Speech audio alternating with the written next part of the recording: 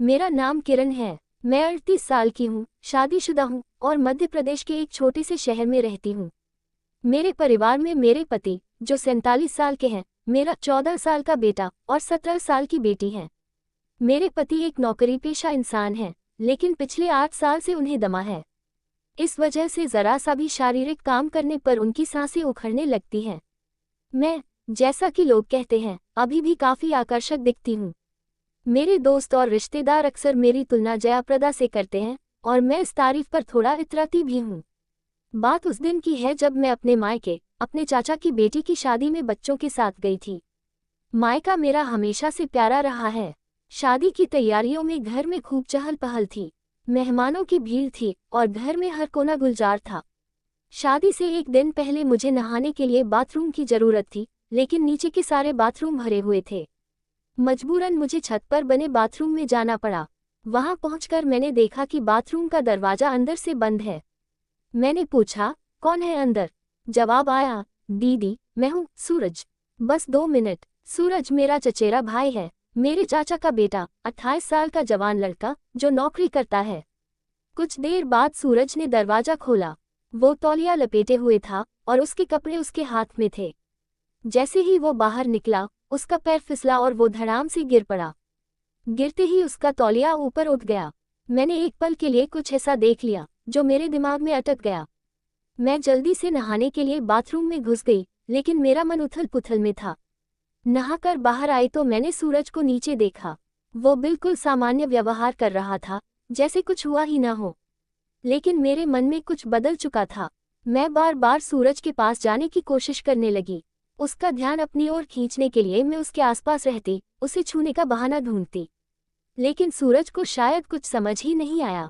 उसकी सादगी और अनजानपन मुझे और बेचैन कर रहा था। मैं उस पल को भूल नहीं पा रही थी। शादी बड़े धूमधाम से हो गई। 2 दिन बाद घर के बड़े लोग चाचा की बेटी को पहली बार उसकी ससुराल छोड़ने गए। घर में अब कुछ मेहमान महिलाएं, मेरे बच्चे और सूरज ही बचे थे। शादी की भागदौड़ के बाद अब घर में थोड़ी शांति थी।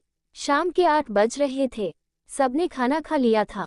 मेरी बेटी और बाकी महिलाएं एक कमरे में सोने की तैयारी कर रही थीं। मुझे और मेरी बेटी को भी उसी कमरे में सोना था।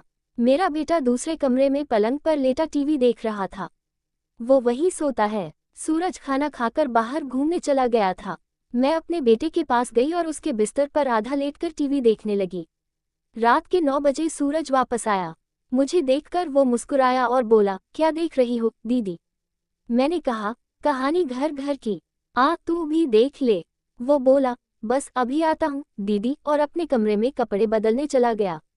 कुछ देर बाद वो वापस आया और मेरे बेटे के बगल में लेटकर टीवी देखने लगा। मेरे दिल की धड़कनें तेज हो गईं। सूरज के पास होने से मेरे मन में एक अजीब सी हलचल होने लगी थी। रात के 10 बज रहे थे। मेरा बेटा बोला, मम्मी, ये लाइट बंद कर दो, मुझे नींद आ रही है। तुम्हारा ये सास बहू का ड्रामा बहुत देर तक चलेगा। मैं जानता हूँ, तुम पूरा देखकर ही सोओगी। ये सुनकर मुझे हंसी आ गई और सूरज भी हंसने लगा। उसने कहा, हाँ दीदी, लाइट बंद कर दो। मेरी आंखें भी भारी हो रही हैं, मैं भी जल्दी सो जाऊंगा। मैंने कहा, ठीक है, और उठकर लाइट बंद कर दी।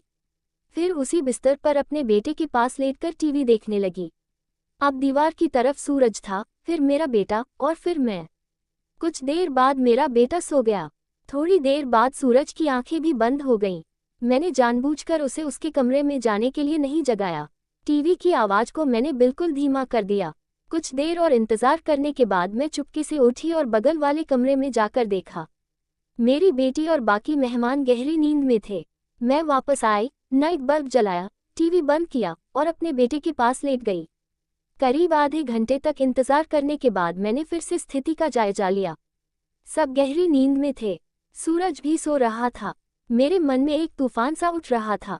मैं सूरज को देख रही थी और मेरे दिल की धड़कनें रुकने का नाम नहीं ले रही थी। उस रात मेरे मन में क्या चल रहा था, ये शायद मैं खुद भी पूरी तरह नहीं समझ पा रही थी, लेकिन उस पल में मेरे अंदर की चाहत मुझे कुछ और ही सोचने पर मजबूर कर रही थी। उस रात जब घर में सन्नाटा पसरा था और नाइट बल्ब की हल्की रोशनी कमरे को एक रहस्यमयी सा माहौल दे रही थी, मेरा मन बेकाबू हो रहा था। सूरज गहरी नींद में था, उसकी सांसें एक समान चल रही थी। मेरा बेटा भी पास में सो रहा था, और बगल के कमरे में मेरी बेटी और बाकी मेहमान भी नींद के आगोश में थे। मैं बिस्तर पर लेटी थी, लेकिन नींद मेरी आंखों से कोसों दूर थी। सूरज का चेहरा, उसकी वो मासूमियत और वो अनजाना पल जो मैंने बाथरूम के बाहर देखा था, मेरे दिमाग में बार बार घूम रहा था। मैंने धीरे से करवट बदली और सूरज की तरफ देखा। उसका चेहरा नाइट बल्ब की रोशनी में हल्का हल्का चमक रहा था। मेरे मन में एक अजीब सी बेचैनी थी। मैं जानती थी कि जो मैं सोच रही हूँ वो गलत है। मैं एक शादीशुदा औरत हूँ, 2 बच्चों की माँ हूँ और सूरज मेरा चचेरा भाई है। लेकिन उस पल में मेरे दिल और दिमाग के बीच एक जंग छिड़ी हुई थी। मेरी चाहत मुझे कुछ करने के लिए उकसा रही थी और मेरा विवेक मुझे रोक रहा था। मैंने धीरे से अपनी जगह से उठने की कोशिश की, लेकिन मेरा बेटा हल्का सा हिला। मैं रुक गई, डर के मारे मेरी सांस थम सी गई। कुछ पल रुककर, जब मुझे यकीन हो गया कि वो फिर से गहरी नींद में है, मैंने हिम्मत जुटाई और धीरे से बिस्तर से उठी। मेरे कदम कांप रहे थे, लेकिन मैंने खुद को संभाला और सूरज के पास गई। वो अभी भी गहरी नींद में था। मैंने एक बार फिर चारों तरफ नजर दौड़ाई, ये सुनिश्चित करने के लिए कि कोई जाग तो नहीं रहा। सब कुछ शांत था। मैं सूरज के बगल में बैठ गई। मेरे हाथ कांप रहे थे। मैंने धीरे से उसका कंधा छुआ, जैसे उसे हल्का सा हिलाकर देखना चाहती थी। लेकिन वो नहीं जागा। मेरे मन में एक तूफान सा उठ रहा था। मैंने खुद से कहा, किरण, तू क्या कर रही है? ये गलत है। लेकिन मेरे शरीर ने मेरे दिमाग की बात नहीं मानी। मैंने धीरे से उसका हाथ पकड़ा। उसका हाथ गर्म था और मेरे स्पर्श से वो हल्का सा हिला। उसकी आंखें खुली और वो थोड़ा चौंक सा गया। दीदी, उसने धीमी आवाज में कहा, जैसे नींद में ही हो। शश, कुछ मत बोल, मैंने फुसफुसाते हुए कहा। मेरी आवाज में एक अजीब सी कशिश थी, जो शायद मुझे भी नहीं पता थी कि कहाँ से आई। सूरज ने आंखें मलते हुए मुझे देखा। क्या हुआ दीदी, सब ठीक है? उसने पूछा। उसकी आवाज में मासूमियत थी। मैं कुछ पल के लिए चुप रही। मेरे मन में सैकड़ों बातें एक साथ दौड़ रही थीं। मैंने कहा, हाँ सब ठीक है, बस नींद नहीं आ रही थी। वो हल्का सा मुस्कुराया और बोला, तो टीवी चला लें या बाहर चलें, थोड़ा टहल लें। उसकी सादगी मेरे दिल को और पिघला रही थी। नहीं, बस यहीं बैठ, मैंने कहा और उसका हाथ और कसकर पकड़ लिया। मुझे नहीं पता था कि मैं क्या चाहती थी, लेकिन उस पल में मैं बस सूरज के करीब रहना चाहती थी। वो थोड़ा असहज सा दिखा, लेकिन कुछ बोला नहीं। शायद उसे समझ नहीं आ रहा था कि मैं क्या चाह रही हूँ। मैंने धीरे से उसका चेहरा अपनी तरफ किया और उसकी आंखों में देखा। उसकी आंखों में एक सवाल था, लेकिन वो चुप रहा। मेरे दिल की धड़कनें इतनी तेज थी कि मुझे लग रहा था कि वो भी उन्हें सुन लेगा। सूरज, मैंने धीमी आवाज में कहा, तू बहुत अच्छा है। वो हल्का सा हंसा और बोला, दीदी आप भी तो अच्छी हैं। लेकिन इतनी रात को ये सब बातें क्यों? मैंने जवाब नहीं दिया। मेरे पास कोई जवाब था भी नहीं। मैंने बस उसका हाथ और कसकर पकड़ा और धीरे से उसके करीब सरक गई। उसने एक बार फिर मेरी तरफ देखा। इस बार उसकी आंखों में थोड़ा डर और थोड़ा आश्चर्य था। दीदी, ये ठीक नहीं है, उसने धीरे से कहा और उसने अपना हाथ छुड़ाने की कोशिश की। उसके शब्द मेरे लिए एक झटके की तरह थे। मैं एकदम से रुक गई। मेरे चेहरे पर शर्मिंदगी और डर दोनों छा गए। मैंने जल्दी से उसका हाथ छोड़ा और पीछे हट गई। माँ, मुझे माफ कर दे सूरज, मैंने हड़बड़ाते हुए कहा। मुझे नहीं पता मैं क्या कर रही थी। सूरज ने कुछ नहीं कहा। वो बस चुपचाप उठा और अपने कमरे की तरफ चला गया।